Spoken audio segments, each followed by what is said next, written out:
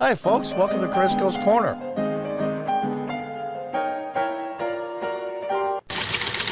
Breaking news, breaking news, breaking news, breaking news. House votes to impeach Department of Homeland Security Mayorkas over border crisis. House Republicans accuse Mayorkas of fomenting the border crisis.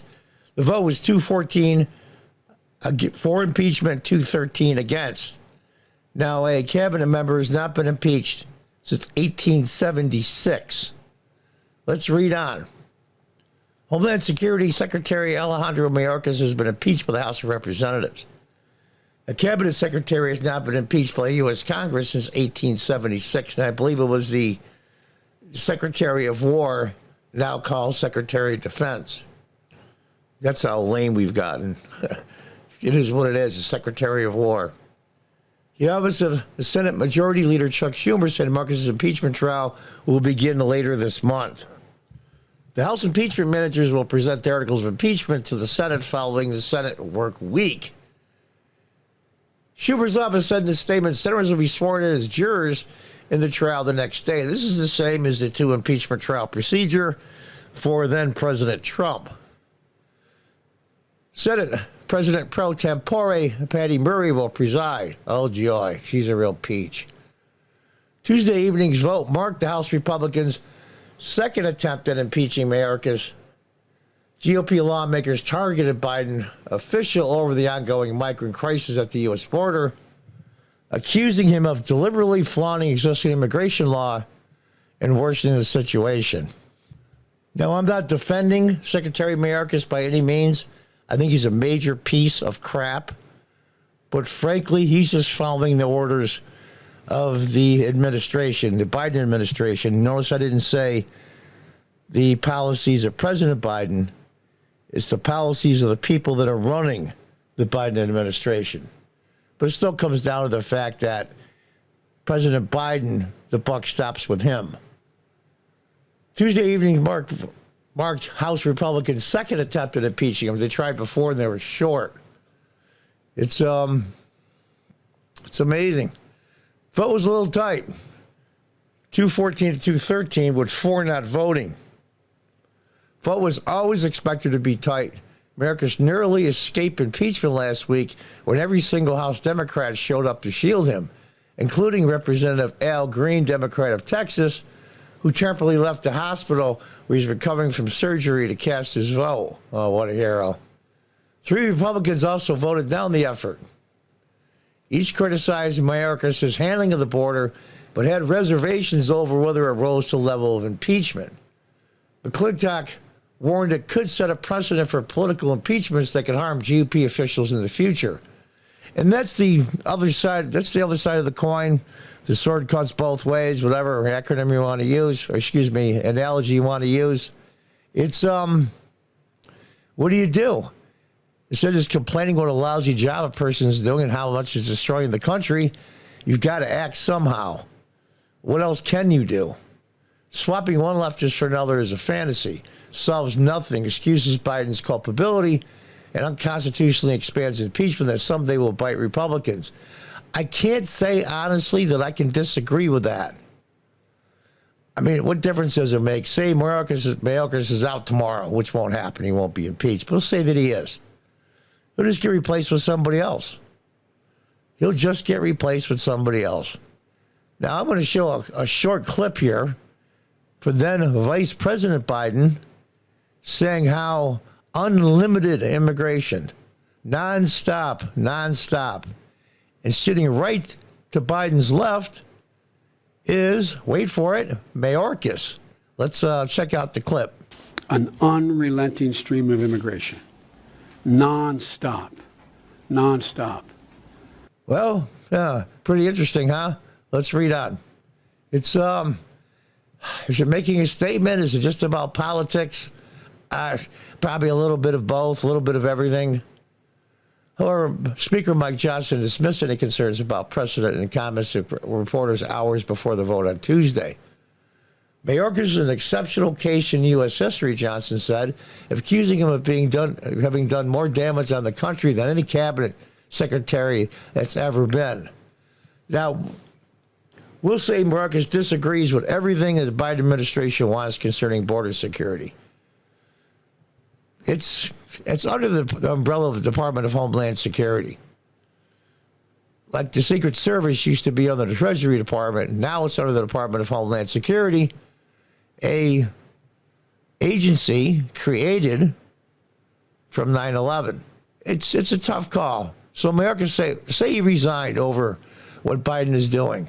Those turn around and get another schmo to do it. So I'm not really sure what this does, except bring forth the issue of the border and how ridiculous it is.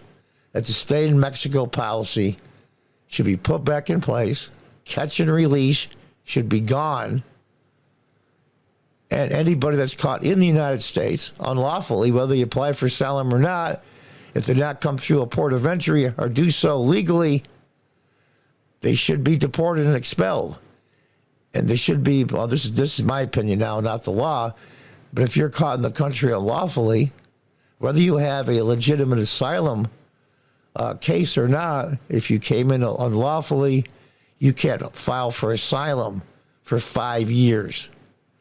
Some like to make it 10. There has to be a penalty for you breaking U.S. law. What accused them of having refused to comply with federal immigration laws? That's true. Now, we can go back. I'm not comparing the current Biden administration to the Nuremberg trials. We can go back through history. Saying I'm just following orders only goes so far, to be honest with you. The Department of Homeland Security criticized House Republicans for holding a second impeachment vote. House Republicans' baseless push to impeach Secretary Mayorkas has already failed once with bipartisan opposition.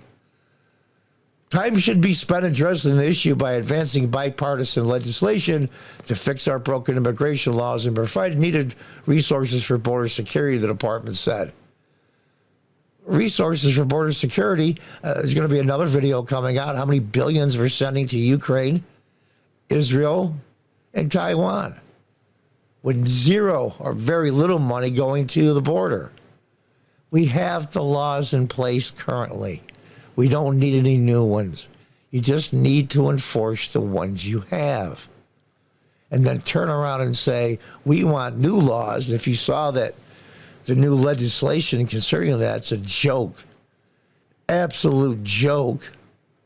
And how in the hell is foreign money to help Ukraine, Taiwan, and Israel tied in with border security? That's what they do.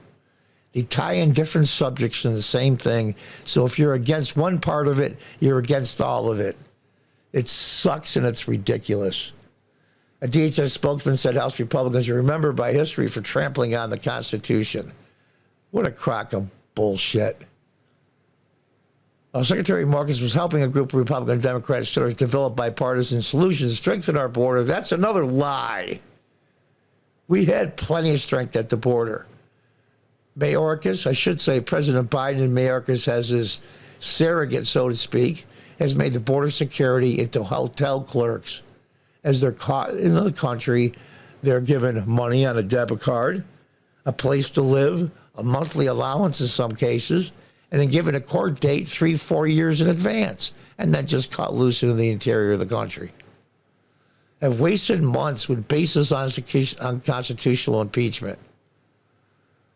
Without a shred of evidence, you're legitimate. You know, they sound like, remember the adults in Charlie Brown? Wah, wah, wah, wah, wah, wah, wah, wah, wah, wah. Secretary Mayorkas of the Department of Homeland Security will continue working every day to keep Americans safe. What a crock of bullshit. They want these people to come in. The only reason why they're coming up with this so-called new legislation is because the the Democrats, and Biden specifically, are getting killed in the polls. Getting killed.